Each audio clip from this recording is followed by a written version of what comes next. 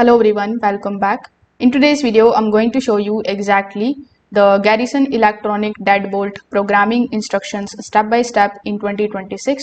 Now, first of all, before starting programming or before programming anything, you need to make sure that your lock knows your door's direction. So with the door open, you just have to simply press and hold the lock button, or you can also follow the handling setup from the model instructions. Now the deadbolt should extend and retract automatically during the calibration. Now many of the Garrison programming problems happen because the handling process was skipped. Now once this is done, most of the Garrison electronic deadbolts use the 0000 as the default programming code. So after installation or factory reset, you just have to simply enter the programming code, and once you have entered it, you just have to simply press the lock or the unlock button as it can be seen over here, or if on your lock you have the hash button, you just have to simply press that in order to enter into the programming mode.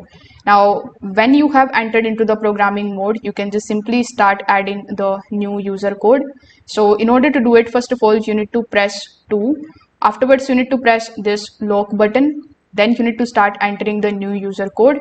Afterwards, you need to press the lock button again in order to save that particular code. Now, most of the Garrison lock supports multiple user codes for family members or the guests.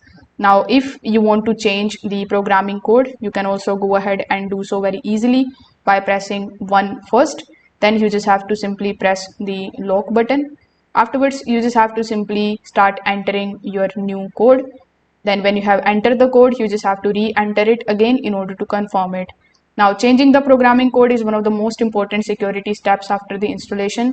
So you just have to simply do it, and that's how you can basically change or add the codes. If this video helped you out, make sure that you like this video and subscribe to the channel. Thanks for watching.